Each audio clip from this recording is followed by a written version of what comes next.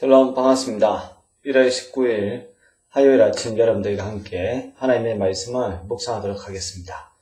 오늘 함께 묵상할 말씀은 아모스 8장 8절에서 14절에 있는 말씀입니다. 이로 말미암아 땅이 떨지 않겠으며 그 가운데 모든 주민이 애통하지 않겠느냐. 온 땅이 강이 넘침같이 솟아오르며 애국강같이 뛰노이다가 낮아지리라. 주 여호와의 말씀이니라. 그날에 내가 해를 대낮에 지게 하여 백주의 땅을 캄캄하게 하며 너희 절기를 애통으로 너희 모든 노래를 애곡으로 변하게 하며 모든 사람에게 굵은 배로 허리를 동이게 하며 모든 머리를 대머리가 되게 하며 독자의 죽음으로 말미암아 애통하듯 하게 하며 결국은 공고한 날과 같게 하리라.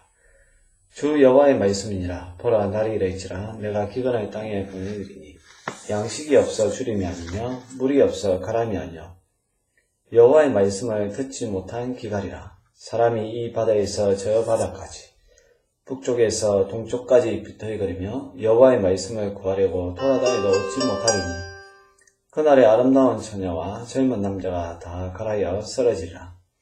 사마리아에 제된 우상을 두고 맹세하여 이르기를 다나 너희의 신들이 살아있음을 두고 맹세하노라 하거나 브엘제바가 위하는 것이 살아있음을 두고 맹세하노라 하는 사람은 엎드려지고 다시 일어나지 못하리라. 아멘.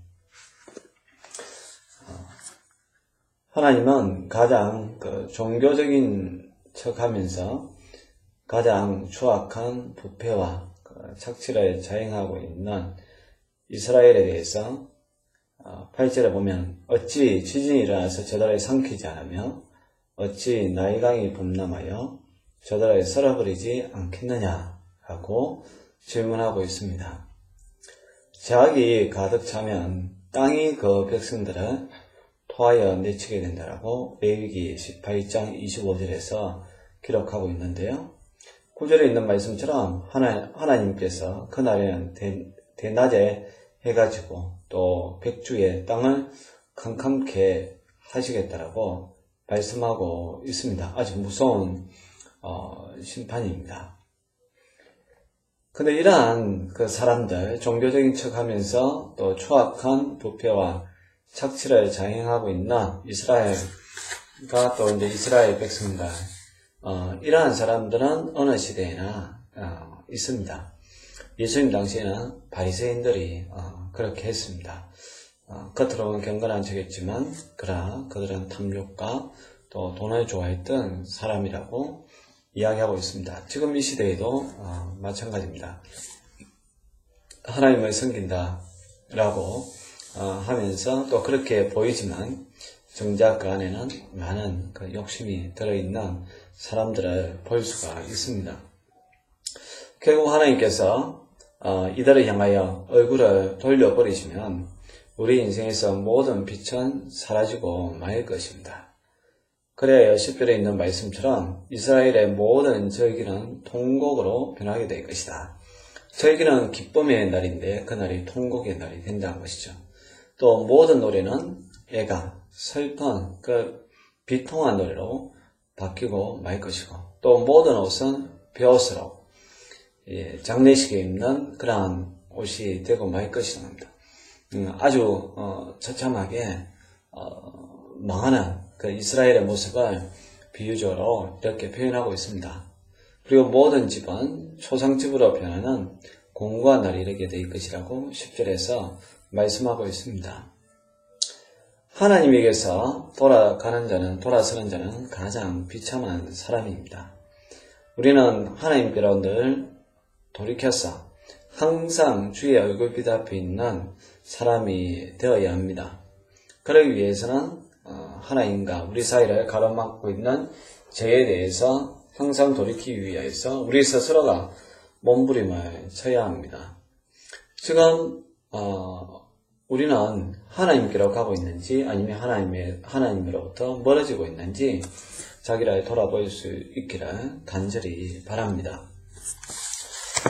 무엇보다 그날 하나님의 심판의 날에 이스라엘 백성이 당하는 가장 큰 고통은 뭐냐면 양식과 음료수가 없는 것이 아니라 하나님의 말씀이 없어서 당하는 고통입니다.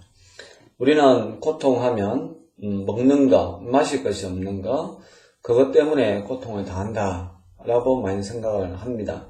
그러나 정말로 우리에게 있어서 고통스러운 것은 하나님의 말씀이 없는 것입니다. 하나님의 말씀이 없다는 것은 다르게 이야기하면 자기가 갈 바를 알지 못한다는 겁니다. 인생의 의미가 무엇인지도 알지 못한다는 것입니다. 하루하루 먹고 마시며 살지만 인생의 즐거움을 모릅니다. 또 인생의 가치도 모릅니다. 그러면서 죽음이 다가오면 점점 더 두려워하게 되는 것이죠. 이스라엘은 항상 선지자의 음성을 들었습니다. 그럼에도 불구하고 그것의 소중함을 알지 못했고 도리어 참 선지자를 핍박하고 또 그들의 말을 듣는 것을 싫어하기까지 했습니다. 그날이 되면 백성들은 그들의 삶을 가능케 해주는 힘과 소망이 오직 하나님의 말씀이었음을 체득하게 될 것입니다. 그러나 하나님의 심판의 날에 그때는 아무리 노력해도 말씀을 얻지 못하게 된다라고 말씀하고 있습니다.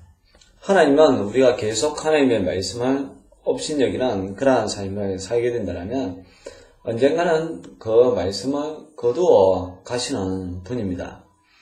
그래야 해서 이스라엘의 최북단인 단과 또 이스라엘 최남단인 브엘세바에서 그 우상을 의지하는 가장 아름다운 처녀와 또 힘찬 청년도 이 영적 기갈을 이기지 못하고 곤비하여서 넘어질 수밖에 없다라고 이야기하고 있습니다.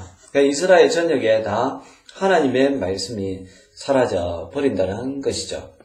여러분, 지금은 그래도 우리는 행복합니다. 하나님의 그 말씀을 들을 수 있기 때문에 그렇습니다. 그러나 여러분들이 먹고 마시는 문제, 그 양식과 마시는 그러한 것에 치중하여서 하나님의 말씀을 듣는 것을 게을리한다면 어느 순간 하나님께서는 아예 하나님의 말씀이 선포되지 못하게끔 해버린다는 것입니다. 아예 하나님의 말씀이 사라져버리면 영적 기갈이 오게 되는데 그것이 더 큰 심판이라는 것을 우리가 알아야 됩니다. 그렇기 때문에 우리가 들을 수 있을 때에 잘 들어야 됩니다. 우리의 먹고 마시는 그러한 양식을 위해서 내가 시간을 다 빼앗기는 것이 아니라 하나님 앞에 나와서 예배드려야 할 때는 예배를 드려야 되고요. 또 하나님의 말씀을 듣는 시간에는 무엇보다 먼저 그 말씀을 듣는데 시간을 할애하는 그런 영적 풍요로운 하나님의 사람들이 되어야 할 줄로 믿습니다. 우리가 여호와의 말씀을 사모하면 언제나 독수리가 날개치며 올라가서 항상 좋은 것으로 영원히 만족하게 될 것이라고 이사야 선지자는 말씀하셨습니다. 하나님의 백성들에게 가장 큰 은혜는 뭐냐라고 했을 때에 하나님의 말씀을 들을 수 있는 것입니다. 이를 위해서 하나님께서는 시시때때로 이 말씀의 종들을 보내십니다. 그러나 하나님의 백성이면서도 하나님의 말씀을 알아들을 수 없다는 것은 매우 심각한 영적 기근에 빠져 있는 상태입니다. 말씀이 없다는 것은 하나님이 그들을 떠나셨음을 의미하는 것이기 때문에 그렇습니다.